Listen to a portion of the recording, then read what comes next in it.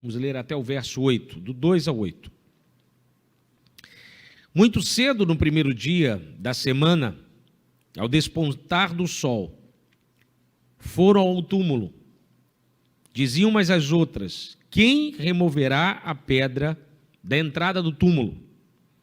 Mas, olhando, viram que a pedra estava removida, pois era muito grande.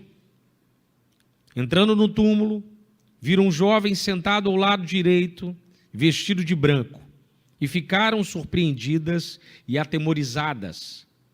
E lhes disse: não vos assusteis, buscais a Jesus o Nazareno, que foi crucificado. Ele ressuscitou, não está mais aqui. Vede o lugar onde o tinham colocado. Mas ide, dizei aos discípulos e a Pedro, que ele vai adiante de vós para a Galileia. Lá o vereis, como ele vos disse. Saindo, fugiram do túmulo, porque o temor e espanto haviam se apoderado delas, e por medo não disseram nada a ninguém. Deus, louvamos o seu nome.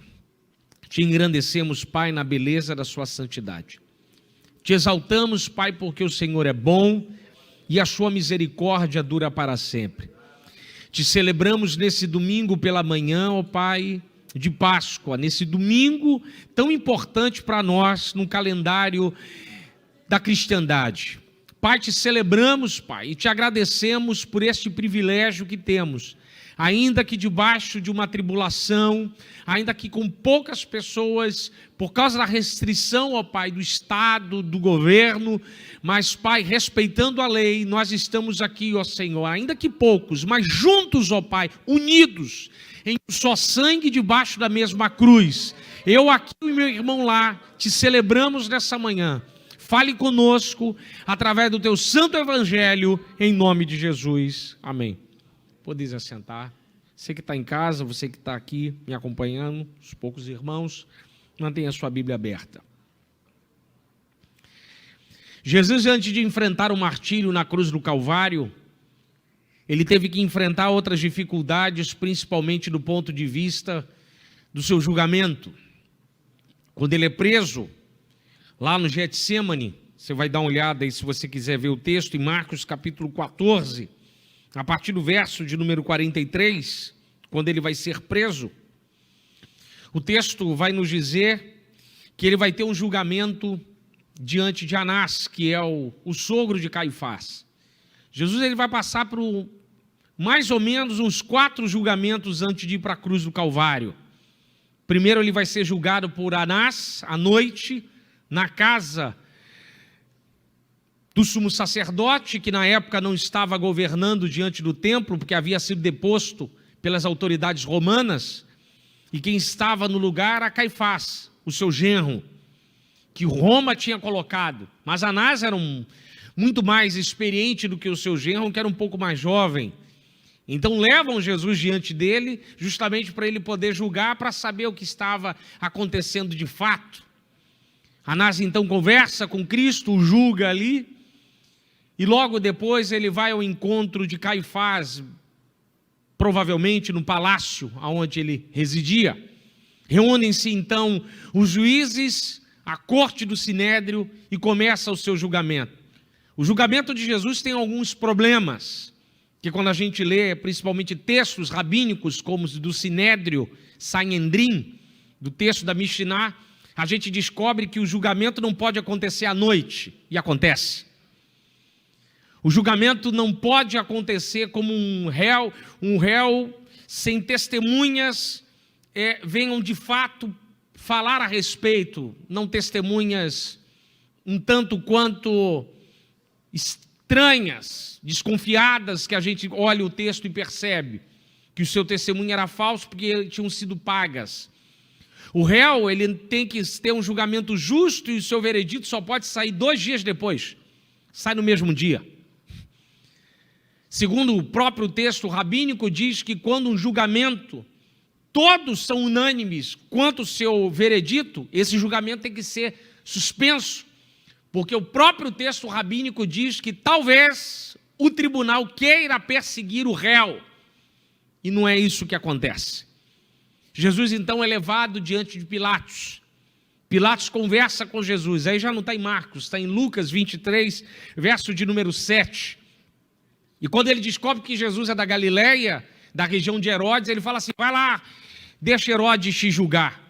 Porque os judeus são autoridade religiosa, os romanos são autoridade política, e Herodes é autoridade civis, as autoridades civis de Israel. E quando ele vai diante de Pilatos, de Herodes, Herodes zomba, faz chocarrice, desdém, brinca com ele, manda ele de volta para Pilatos. Então ele vai de novo para o julgamento de Pilatos. Em João, quando você lê João capítulo 19, se você quiser abrir o seu texto, tem um texto muito interessante nesse evangelho de João, principalmente da questão dos julgamentos. A partir do João capítulo 18 até o 19, você vai ver toda essa ideia de julgamento. Quando Jesus ele vai ser levado, no verso 28 do capítulo 18, da casa de Caifás para Pilatos, e diz, era manhã cedo, 18, 28. Eles não entraram no pretório para não se contaminarem e poderem comer a Páscoa. Pilatos então saiu até eles e perguntou: que acusações trazeis com este homem? Isso aqui é um erro. É um erro de Pilatos. De acordo com a lei das 12 tábuas romanas, existe esse texto, as 12 tábuas romanas, vai dizer o seguinte, que o julgamento justo tem que ser público. A testemunha tem que ser convocada. O réu não pode estar amarrado se ele foi de maneira natural, ele quis se apresentar. Jesus estava amarrado, o julgamento foi em secreto e as testemunhas não foram chamadas. Tanto o julgamento judaico quanto o julgamento romano foi um julgamento injusto. Então, quando eu e você pensamos em justiça, Jesus já sofreu todas elas. Não existe um homem que sofreu tanta injustiça quanto Cristo. Só que toda essa injustiça que ele sofreu foi para que você fosse justo diante de Deus. Foi para que ele fizesse justiça por nós diante do Pai. Para que hoje eu e você pudéssemos estar aqui diante da eternidade, diante da sua cruz e diante dos anjos e diante de todos. Porque quando o Pai te olha, quando o Pai me vê, quando o Pai te vê, quando o Pai nos assiste, o Pai te diz e fala: eu não posso te rejeitar, porque o sangue do meu filho te lavou e te purificou de todo o pecado. E mesmo debaixo de um julgamento injusto como o de Cristo, ele encarou a cruz do Calvário. Eu acho interessante no texto de Marcos aqui, quando Marcos faz uma pergunta para Jesus e para a multidão. Eu acho interessante quando ele diz: Pilatos, que quereis que vos solte o rei dos judeus?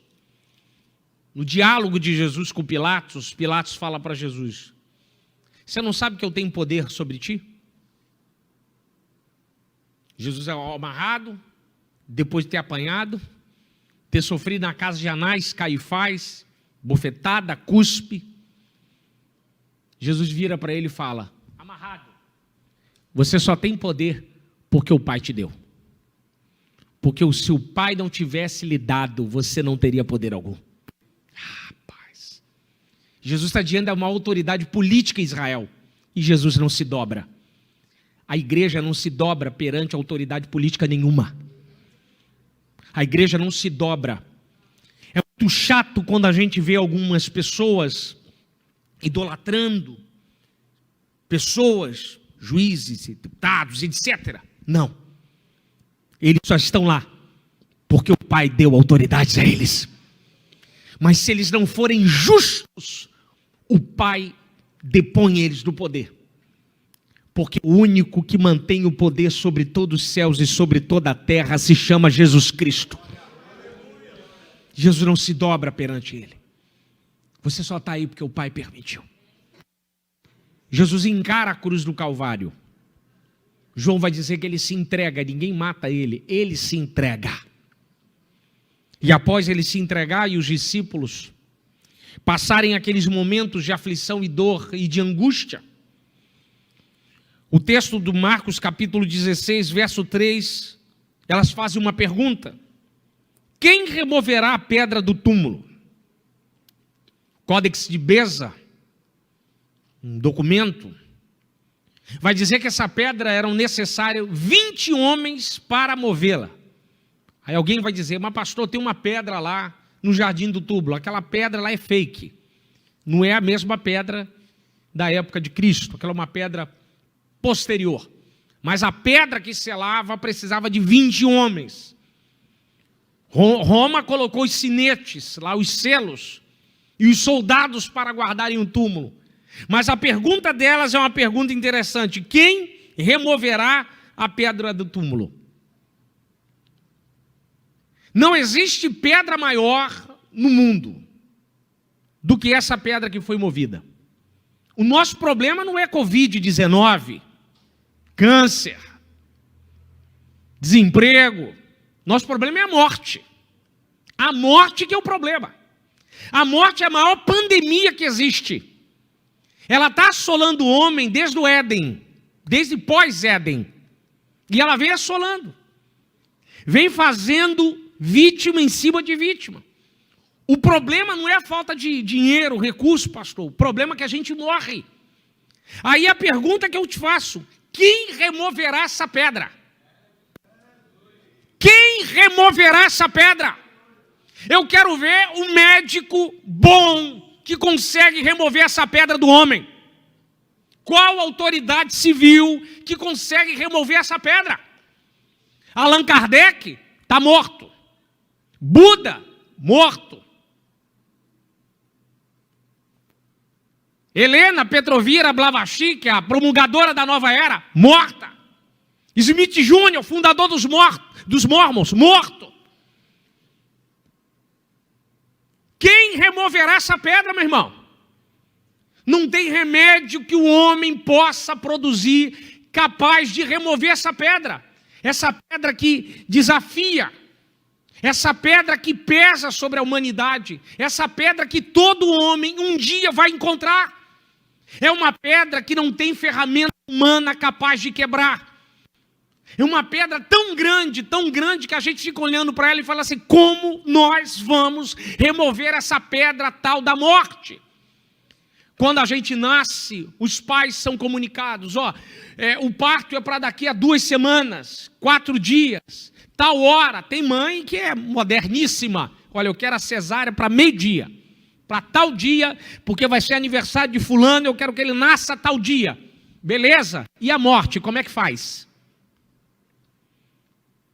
A morte, ela vem independente se você tem plano, se tem plano, se você vai viajar ou não. É uma pedra. A pergunta dela é extremamente pertinente para nós. Mas o texto diz, olha na sua Bíblia: mas olhando, aleluia, viram que a pedra já estava movida. Aleluia. Você pode dar um glória a Deus? Quando Jesus está em Cesareia de Filipos, em Mateus capítulo 16, verso 13, e Jesus se encontra com Pedro naquele encontro maravilhoso de Cesareia e faz aquela pergunta: quem diz os homens ser o Filho do Homem? E no diálogo entre eles, e cada um dá uma sua opinião e a sua visão, e Pedro, movido pela iluminação do Espírito Santo, diz assim: tu és o Cristo, o Filho do Deus vivo. Jesus vai dizer algo que tem muito a ver com essa pedra que foi movida. Jesus disse: e também te digo que tu és Pedro, e sob esta pedra edificaria a minha igreja, e as portas do inferno não prevalecerão contra ela. Se você não sabe, aqui eu vou falar só para o pessoal, para os irmãos aí que tem... É porque eu sou tão novo assim que até pouco tempo eu era adolescente, pastor. Eu tinha um brinquedo uma vez, alguns anos atrás, chamado Forte Apache. Quem conheceu isso? O senhor brincou também com isso, né, pastor? Aí o senhor me deixa mal. Lembra aquele brinquedinho, né? Eram os índios. O senhor não tinha não, né? Forte Apache. Rodrigo tinha, Forte Apache. Aí ele era um forte e tinha um portão. O símbolo da força de uma cidade são as portas. Qualquer filme medieval você vai ver que num período feudal, o castelo, as muralhas e os portões simbolizam o espaço, a segurança e a força. Toda vez que você vê filme medieval e alguém grita, caíram os portões da cidade. Em outras palavras, a cidade foi tomada. Um dos bonitos textos do período teocrático de Israel, dos Juízes, é quando Sansão pega os portões de Gaza e sobe 60 quilômetros morro acima, com os portões nos seus ombros. Tomar o portão de uma cidade significa a cidade caiu, acabou, eu venci a guerra. Aí Jesus vem, e as portas do inferno,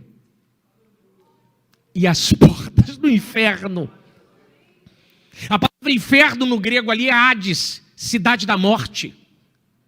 Jesus está dizendo para Pedro, e eu também te digo que tu és Pedro, e sobre esta revelação eu vou edificar um reino, e a cidade da morte vai cair quando esse reino começar a marchar. Este reino é a igreja, este reino sou eu, este reino é você, este reino somos nós. Quando ele diz que as portas da cidade, ele prevalecer ali no texto é opor-se. A cidade ela fica em um local e um exército vem contrário marchando contra ela, então ele está dizendo, eles são incapazes de continuar de pé. Quando esse exército marcha, eles não conseguem se opor a esta marcha desse exército. Eu sempre gostei de muito dessas histórias medievais, essas histórias bonitas a respeito de exércitos, quando tomavam cidades, grandiosas cidades. Mas quando eu percebo esse texto, e ele diz que a pedra foi removida, Jesus está dizendo o seguinte para nós,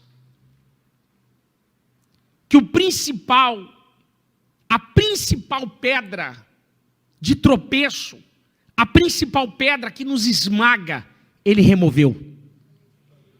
Ele removeu o portão dessa cidade. Ele arrancou o portão dessa cidade. Ele está dizendo, eu triunfei sobre esta cidade.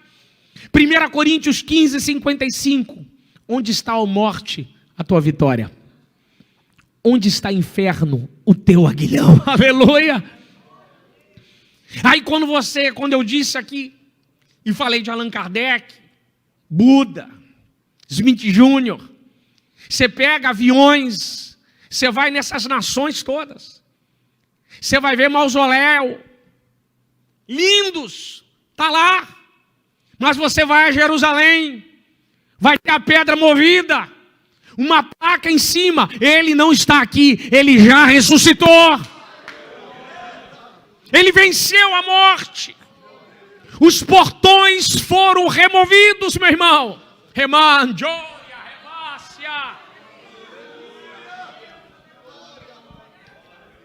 O corona, as enfermidades são passageiras, meu irmão. Eu e você só vamos dormir, mas ao soar da trombeta ressuscitaremos e estaremos com Ele por toda a eternidade. Existem aflições que vão vir, meu irmão, mas a principal já foi resolvida, a morte. A principal pedra é essa.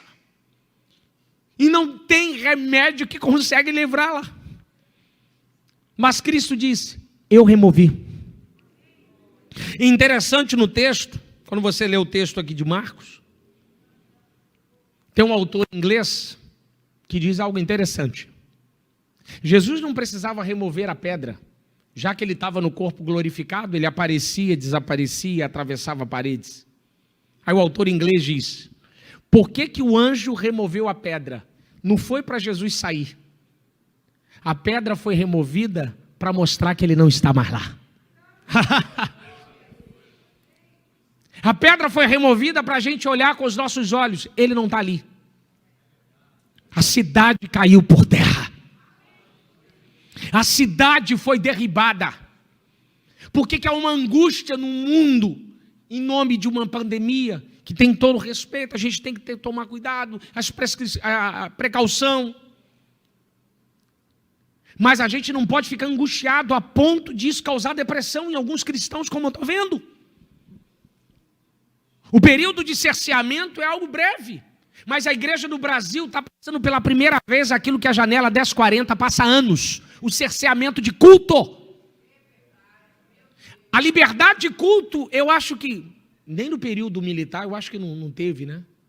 Teve momentos, toque de recolher, etc., uma série de coisas. Mas houve momentos, mas período de cerceamento longo, como nós estamos passando, que é por causa de enfermidades, é importante a gente ter essas precauções. Mas tem pessoas que estão desesperadas e sentindo na pele o que só quem vive em países de perseguição sente. Mas isso também foi bom para restaurar o altar quebrado de muitas famílias de culto. Porque tinha muita família que o pai apresentava o filho a Deus, mas não apresentava Deus ao filho. Meu irmão, isso aqui vai passar. Fica tranquilo. Não deixe a angústia humana entrar sobre você e isso lhe causar desespero. Tenha paciência e calma na sua alma. Por quê? Porque a principal notícia já foi dada. Ele não está mais aqui. Ele já ressuscitou. O grande problema é esse. A morte foi resolvida. Esse é o principal problema nosso. É a morte, meu irmão. E ela já foi resolvida. A nossa esperança é uma esperança diferenciada do homem comum, do homem sem a imagem e sem a semelhança. Porque o pecado arranha e magodeia a imagem de Deus. O pecado tira a semelhança do Pai e faz os homens parecerem bestas feras. O Espírito Santo vem sobre nós e começa a tirar de nós toda a ferrugem do pecado. E a gente começa a resplandecer novamente a imagem e semelhança do Pai. Nós somos diferentes, meu irmão. A gente não pode criar sentimento de angústia em meio a isso que está acontecendo. Por isso a importância de um domingo da Páscoa. Por isso a importância de um domingo como esse. Para a gente lembrar da principal notícia que o cristianismo precisa se deitar e descansar sua cabeça. Espera aí, se ele resolveu o problema mais difícil de resolver, o que é uma pandemia para esse Deus maravilhoso? Se ele resolveu o problema da morte, o que é isso que nós estamos passando? Se ele resolveu o pior problema dos homens, que ele encarou o aguilhão da morte, pisou na cabeça da serpente, o que é isso que nós estamos passando? Não é nada, meu irmão. A minha esperança e a sua esperança é essa, que ele vive. Ele está entre nós. Ele vive, aleluia, ele vive. E é isso que a gente precisa se colocar, encostar a nossa vida.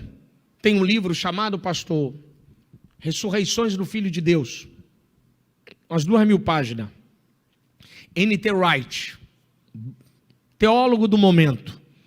Alguns comparam ele a C.S. Lewis. Baita de um livro. Wright, ele vai tratar sobre ressurreição do Antigo Testamento.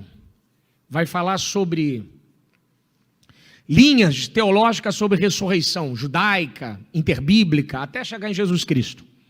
Falar sobre a visão de Paulo a respeito de ressurreição em Coríntios 15, 1 Coríntios 15, é um baita de um livro, vale a pena investir. Wright levantou uma questão ali no livro que eu nunca tinha parado para pensar. Eu estou fazendo um estudo longo sobre o Evangelho de João, tenho apanhado muito, não aprendido, apanhado muito em João. João é extremamente difícil, não imaginava tão desafiante que é estudar o Evangelho de João. E Wright vai falar alguma coisa, eu estava lendo ali sobre João capítulo 11, ressurreição de Lázaro. Eu tenho algumas dificuldades ali do texto, que ainda não consegui fazer uma interpretação na visão da comunidade de João. E Wright diz uma coisa sobre a maneira como Cristo agia diante da morte. Aí ele diz que Jesus nunca falou diretamente com a morte. Ele sempre dava ordem ao vivo, ou melhor, ao cadáver. Menina, levanta-te. Lázaro, sai para fora. Filho da viúva de Naim, ele toca no esquife. Jovem, levanta-te. Aí Wright diz, por que Cristo nunca falou com a morte? Porque a morte sempre foi em segundo lugar, a vida sempre chegou primeiro. E a vida sempre foi mais forte que a morte. Não é a vida que diz respeito à morte, mas é a morte que sai para a vida passar.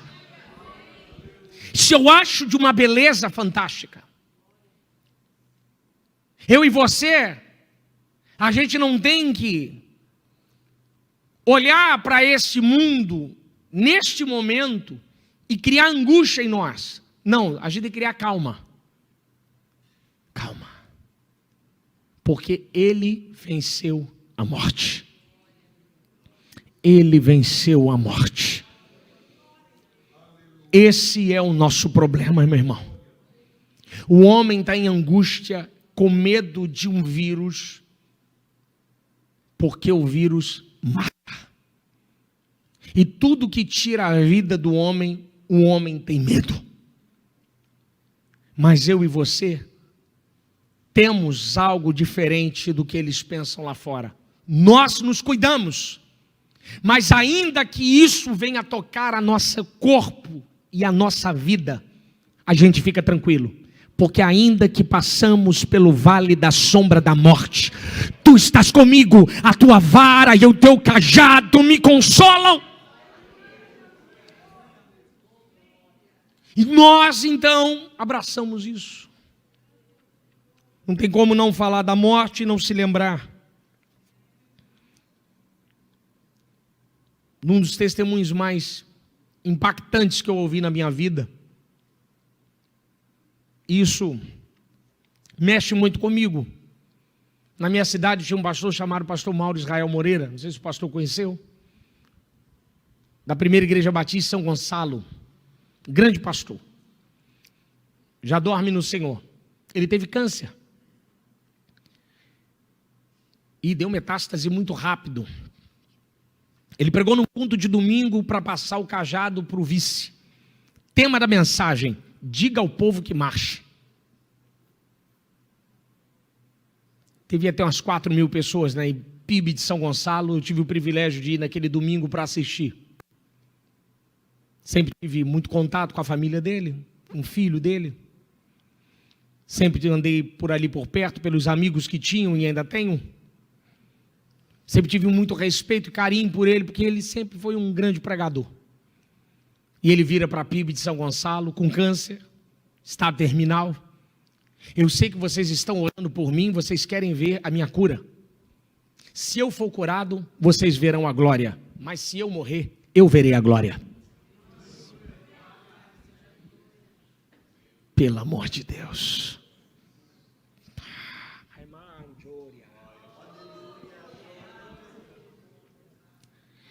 Esse é um homem curado de mente. É um homem que compreendeu que as coisas que acontecem na carne não pode arrancar o que ele tem na alma. Isso aí são coisas da carne, irmãos. São dificuldades que nós vamos passar, porque ele disse isso, ele não enganou a gente. João 16:33, no mundo tereis aflições, mas tem de bom ânimo, eu venci o mundo. Quando ele fala aflições, ele fala no plural. Aflições no grego ali é escatológico, a coisa vai apertar. Mas ele diz, fica calma, olha para mim, porque eu venci o mundo, eu ressuscitei, eu estou com vocês, eu reino, eu governo. Fica tranquilo, meu irmão.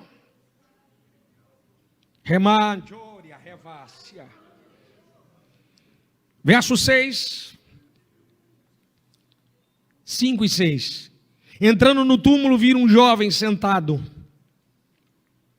no lado direito. Vestidos de branco, ficaram surpreendidas e atemorizadas. E ele lhes disse, não vos assusteis. Buscai a Jesus o Nazareno que foi crucificado. Ele ressuscitou. Ele não está mais aqui. Vede o lugar aonde tinham colocado, aleluia. Assim como os céus testemunharam o seu nascimento, os céus testemunham a sua ressurreição. O anjo diz para elas: veja aqui um lugar, você está vendo? Vocês conseguem enxergar que ele não está mais aqui? Vocês estão buscando ele no lugar errado. Ele não pertence ao mundo dos mortos. Ele está vivo. Ele reina. Ele governa. Aleluia. Essa é a mensagem dos céus para nós. Ele está vivo. Toda vez que você levanta de manhã e você vê o sol bonito, brilhando no céu, o sol está dizendo: ele reina. Quando você vê o mar no seu lugar e você vê as ondas batendo, as ondas estão dizendo: ele vive. Quando você vê um bebê no ventre de uma mulher e ela diz assim: eu estou grávida, é Deus dizendo: eu estou vivo, eu reino, eu governo, eu ressuscitei, eu estou aqui, eu pisei na cabeça da serpente. A criação manifesta que ele está vivo. Os céus anunciam as obras das suas mãos. O firmamento, como diz Salmo 19, glorifica quem ele é. Quando eu olho meu irmão aqui, quando eu vejo cada vítima do corona recuperado, quando eu vejo uma mãe que é estéril sendo mãe, quando eu vejo um homem que era drogado, vivia na bebida, encontra Cristo, é Cristo dizendo: eu estou vivo, eu ainda trabalho, eu governo, eu liberto, eu restauro, eu curo, eu transformo. É o céu mandando um recado para mim e para você que ele está vivo. Talvez muitos aqui esperam que Deus te dê condições, mas talvez você não tenha um dia condição de ir a Israel, mas espero que você tenha, assim como é o meu desejo ir lá. Mesmo que eu e você não consigamos ir lá nunca em nossas vidas, para ver o túmulo vazio, a gente não precisa. Só em a gente olhar para o espelho, a gente vê a obra que Cristo fez na nossa vida. E como é fantástico esse Deus que está vivo e do nosso lado. Um dos lemas dessa igreja aqui é falar sobre os atributos de Deus. Está ali, ó. Os 3 incomunicáveis. Só Ele tem todo poder, todo conhecimento, e Ele está em todo lugar. Onipresente. Eu e você não podemos ir lá, mas Ele veio aqui para dizer que Ele está vivo. Ele veio e Ele manifesta isso para nós. Então o anjo disse para ela: mas ide e dizei aos seus discípulos. A mensagem da ressurreição não é uma mensagem só dos discípulos, do pastor, é sua. O anjo diz para elas: vá e diga aos discípulos. Eu e você temos essa mensagem na nossa alma. Cada um que bate na sua porta em desespero, cada um que liga para você para dizer: tantas pessoas morreram, cada um que diz para você: olha, o país está um caos, você diz para ele: mas Jesus ressuscitou. Mas Jesus ressuscitou. Quando um comandante de um navio está no bravio mar e ele encontra uma faixa de luz de um farol, ele vira para a tripulação e fala: tem terra seca ali. Eles estão avisando que tem terra seca, mas tem recifes de corais, vamos tomar cuidado. Existem perigos, mas a terra seca ali logo, vamos ancorar. Quando a gente se encontra nesse bravio e poderoso mar de angústia e dor, a cruz de Cristo vazia e o túmulo aberto é Jesus dizendo: fica tranquilo, porque em mim você pode ter descanso. Só que tem algumas pessoas debaixo dessa angústia e dor. Ao invés de desligar seus aparelhos de televisão e anunciar que ele vive, fica o dia inteiro lá dizendo: morreram 1000, morreram mais 300. E aquela angústia, aquela dor, e fica todo momento lá, querendo, olhando em Facebook, em Instagram. Ah, meu Deus, esse tempo não passa, meu Deus, mas que tédio. Mas quando a gente descobre que ele ressuscitou, e quando ele diz para Mateus 18:20, aonde tiverem 2 ou 3 reunidos, ali eu estarei presente, você conta, estou eu, ele e meu filho, então ele está aqui, então ele está aqui, então ele está aqui, ó. Ele está no nosso meio. Remachória, revácia. Essa é a nossa mensagem, meu irmão. Essa é a nossa mensagem. É isso que o Senhor anuncia para você aqui nessa manhã. Fica tranquilo, irmão. Acalma a sua alma. Um amigo ligou para mim, pastor, e falou assim: Ronald, como é que está aí, cara? Se afinal de contas você vive do ministério. Falei, só na primeira semana, 20, quase 30 agendas canceladas. Só de primeira, assim, ó, de lavada. Mas aí o que é que você faz? Falei, eu estou tranquilo. Não, mas você não, filho, eu falei, pastor, durante muito tempo da minha vida eu vivi de corona. Aí ele começou a rir. Falei, eu e minha mãe, meu irmão, morando em comunidade. Falei, eu sei o que é passar dificuldade, filho. Falei, estou acostumado com isso. Falei, eu sei o que é contar com a provisão de Deus. Sorte não, sorte é coisa de pagão. Providência é coisa de cristão. Cristão não tem sorte não, cristão tem providência. Falei, eu sei o que é dormir. E minha mãe fala assim, ó, não tem café amanhã. Mas vamos orar e Deus vai mandar providência. Eu, ela e meu irmão orar lá na cama, na kitnet. Deus, manda aí, manda alguma coisa. E não sei o que, só nós 3. E num sábado pela manhã, chovendo. O filho do vizinho, que era ímpio, chega lá com pão, leite, café, dinheiro e Nescau. Ó, meu pai mandou dizer que é ele que está dando, não é Deus não. E eu falava, mãe, mas como é que pode? Ela fica tranquilo, quando Deus manda até o diabo obedece. Às vezes a gente tem que passar esse momento de angústia para Deus lapidar a nossa fé. Zacarias 13:9, passarei essa terceira parte pelo fogo, purificarei como se purifica a prata e provarei como se prova o ouro. Porque é em tempos de angústia que ele separa joio do trigo. É em tempos de angústia que ele separa adorador de levita. É em tempos de angústia que ele separa cantor de adorador. É em tempos de angústia que ele separa o ostentador daquele que é. Remachária. Estava vendo a postagem de uma cantora famosa. E ela cantando numa igreja vazia para um público online. Aí ela botou assim, que sensação estranha de cantar numa igreja vazia. Aí um rápido comentário embaixo que foi o melhor. Ele botou assim, quem me deram que vocês estivessem todas as vezes subindo no púlpito e perceber que vocês não cantam para a igreja, mas cantam para Deus. Falei, boa. E ela apagou o comentário, mas eu vi, o print é eterno. Falei, boa. Falei, muito boa. Porque é isso que a gente tem. A angústia revela o caos, o pavor.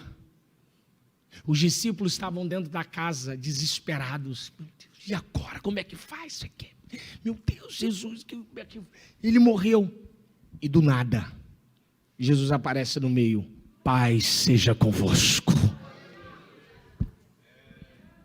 Jesus surge no meio, a primeira palavra que ele fala, paz seja convosco.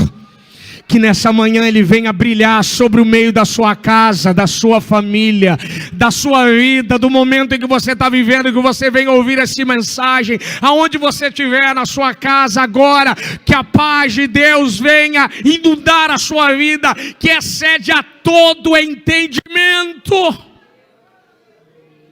Que essa paz venha acalmar você, meu irmão. Mas ide e dizei aos discípulos. É uma palavra de esperança. É uma palavra de calma. É você falar assim para o seu irmão, olha, podia estar pior. Não está porque ele tem misericórdia.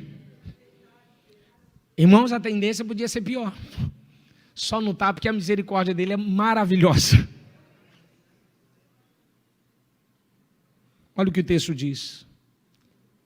e a Pedro, que ele vai adiante de vós para a Galileia. Que ele vai adiante de vós para a Galileia. E lá o vereis como ele vos disse. Jesus tinha dito isso a eles. Marcos 14, 28. Quando Jesus fala para os discípulos, 27, ferireis o pastor e as ovelhas ficarão dispersas. Texto do profeta Zacarias. E Jesus diz assim, mas eu irei ressurgir, irei adiante de vós lá na Galileia. O anjo diz para elas, diz a Pedro, que ele vai adiante de vós, lá para a Galileia. Jesus está dizendo 3 coisas. Em primeiro lugar, eu cumpro a minha palavra. Eu disse que eu ia ressuscitar e eu ressuscitei. Segundo, eu falei que eu ia atrás de vocês. Eu não vou atrás, eu vou na frente. Irei adiante de vós. Quando vocês chegarem lá na Galileia, eu já vou estar lá esperando vocês quando chegarem lá. E terceiro, ele sabe para onde a gente vai. Por que Galileia? Galileia é onde tudo começa. Onde ele chamou os discípulos. Então Jesus vai exatamente onde começou. No início. E Jesus diz assim, o anjo está dizendo para eles. Diz a Pedro que ele sabe onde Pedro está. Diz aos discípulos que ele sabe, que ele, o Cristo ressurreto, sabe onde vocês estão. Fica tranquilo, Jesus sabe onde você está. Jesus conhece a sua casa. Jesus conhece a sua vida. Jesus sabe quanto tem de grão dentro do seu armário. Fica tranquilo, porque quem cuida da casa do Senhor, o Senhor cuida da sua casa. Não existe um filho que cuide da casa dele e ele não cuide da casa do seu filho. Ele está dizendo, diz lá, fala para Pedro. Diz a Pedro que ele sabe exatamente aonde eles estão. E ele vai adiante deles e vai encontrá-los. Por que Jesus está falando isso? Porque lá no Getsêmani, os discípulos o abandonaram. Pedro negou, Judas vendeu, todo mundo fugiu. E Jesus tinha dito isso para eles. Marcos 14, 27. Ferirei o pastor e as ovelhas ficarão dispersas. Jesus está dizendo, eu sei que eu vou ser ferido, mas a profecia é para eu ser ferido. Mas Pedro não acreditou nessa palavra e quis debater com Jesus. Não, Senhor, ainda que todos se escandalizem, eu jamais. Ou seja, eu sou o cara. Eu vou encarar soldado romano junto com o Senhor. Jesus disse para ele, em verdade te digo, antes que o galo cante 2 vezes, 3 vezes, tu me negarás. Ele estraçalhou Pedro. Mas mesmo diante de um fracasso de Pedro de negação, Jesus está dizendo, eu estou ressuscitando, mas eu vou lá para Galileia, catar todos vocês de volta, porque vocês são meus, vocês não são do diabo, e eu vou trazer todo mundo para perto. Fica tranquilo, porque ele ressuscitou para quê? Para buscar todo mundo que está desgarrado, pastor, e vai trazer de volta. Às vezes umas aflições dessa é para trazer tudo de volta que está desgarrado. Fica tranquilo, porque ele está indo lá agora, trazer tudo de volta o que está desgarrado, porque ele sabe aonde está. Ele sabe exatamente qual é o lugar de esconderijo. Verso 8. E saindo, fugiram do túmulo, porque o temor e o espanto haviam se apoderado delas. Uma das coisas mais importantes na vida do cristão é o temor. O temor é o princípio de toda sabedoria. Provérbios vai dizer. A falta do temor, irmãos, pode causar alguns problemas espirituais muito sérios em nossas vidas. Guarda o teu pé quando entrares na casa do Senhor. Com essa coisa da pandemia, eu nunca vi tanta postagem falando que saudade da igreja, que saudade do culto, que saudade. Mas quando ficava no culto era zap, zap, zap, zap, zap direto. Nem lembrava de nada, chegava atrasado, e uma série de coisas. Aí bastou tirar um pouquinho, e as pessoas viram como é importante essa tal da comunhão. Como é importante essa coisa de ficar perto, abraçar, apertar a mão. Eu estou até com saudade daqueles pregadores, viram para o irmão do teu lado. E olha que eu não gosto deles, eu estou até com saudade deles. Não é? Aperta a mão do teu irmão. Isso é o quê? Isso é o que acontece. Só que muita gente estava perdendo o temor. O temor pela ceia. O temor em ao entrar na casa do Pai. O temor em adorá-lo. O temor em ler a palavra. O temor em chegar aqui e ter respeito ao irmão, ao diácono, ao auxiliar, a qualquer um da igreja. Respeito às estruturas. Cuidando do templo, zelando pelo patrimônio da igreja. Tudo isso envolve temor. As mulheres, o texto diz, fugiram do túmulo porque temeram. Um temor caiu sobre elas. Porque elas viram quão poderoso é esse Deus. Meu irmão, vou te dizer uma coisa. Nós servimos a um Deus, vamos ver se você vai pegar rápido, que matou a morte. Pegou aí o seu Deus, ele matou quem matava. Ele matou a morte. Ele venceu o pior de todos os inimigos. É para a gente ter muito temor. E quando nós servimos esse Deus poderoso, a gente começa a pensar umas coisas. Espera aí, se ele matou a morte, é o dono da vida, então quem pode me matar? Só ele pode dizer, é a minha vontade. Porque se não for a vontade, 1000 cairão ao teu lado, 10.000 à tua direita, mas tu não serás atingido. Porque é Ele quem governa a minha e a sua vida. E esse temor tem que estar em nós. E havia se apoderado delas. Esse temor tem que se apoderar de nós. O temor a esse Deus maravilhoso. O temor quando estamos diante da sua presença.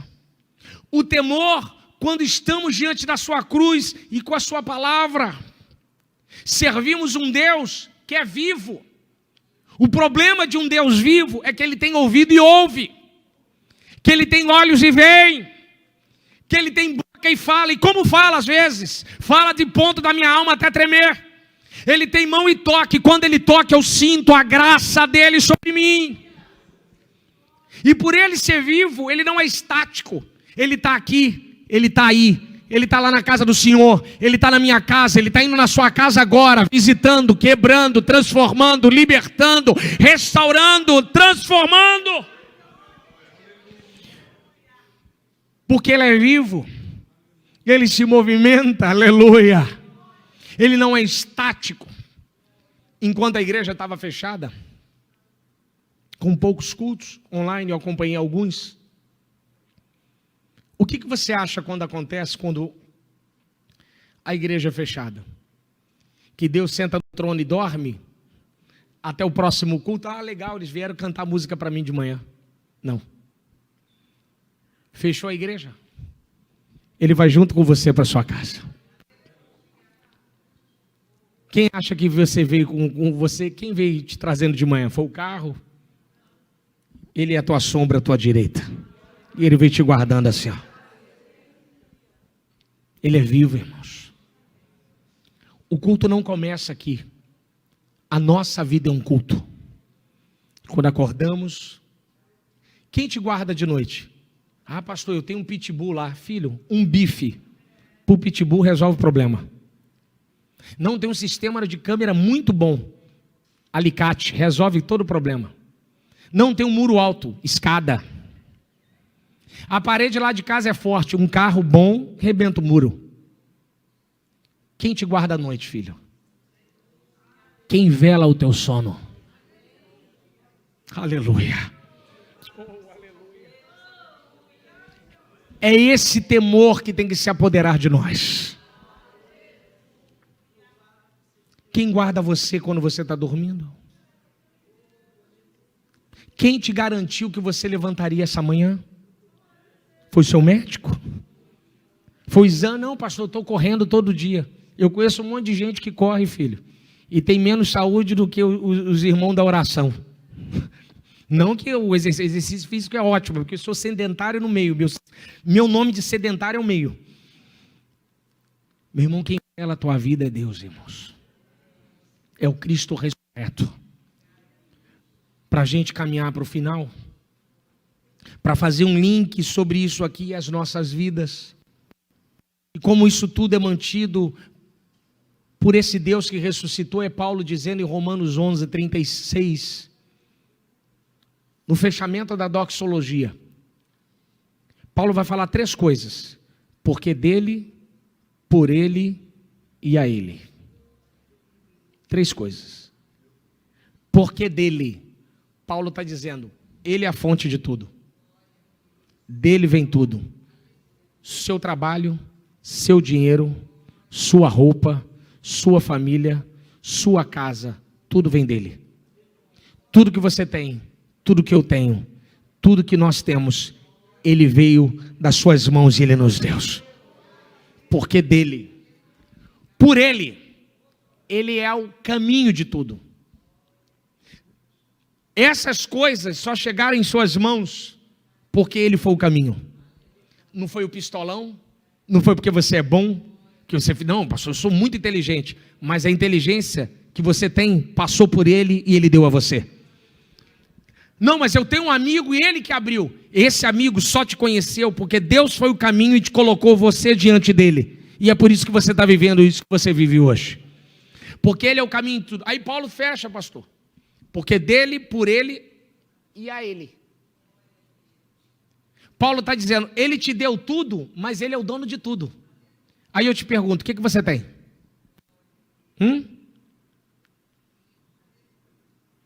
Temos nada. O vestido que você tem, ele te deu, mas é dele. A família que você tem, ele te deu, mas é dele. O recurso que você tem, ele te deu, mas é dele. A saúde que você tem, ele te deu, mas é dele. A vida que você tem, ele te deu, mas é dele. A casa que você tem, ele te deu, mas é dele. Ele é o dono de tudo, governo de tudo, sustento de tudo, poder de tudo, está tudo em suas mãos. Ele é o rei, ele é eterno, ele é vivo, ele ressuscitou, ele está aqui, aleluia. Fica de pé em nome de Jesus, aleluia. Oh, aleluia. Rebaixoria, recalanda, calantuia, revácia. Ele é o dono de tudo, meu irmão.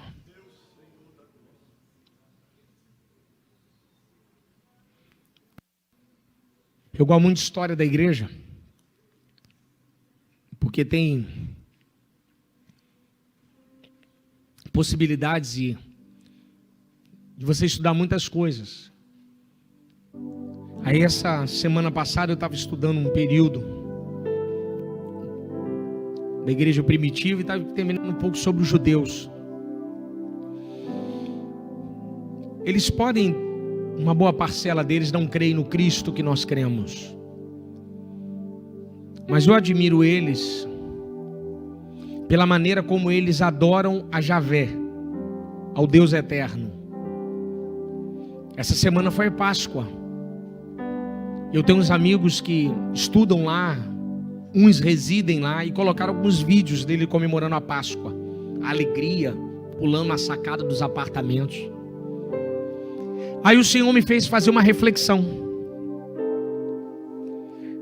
Se você chegar para qualquer judeu,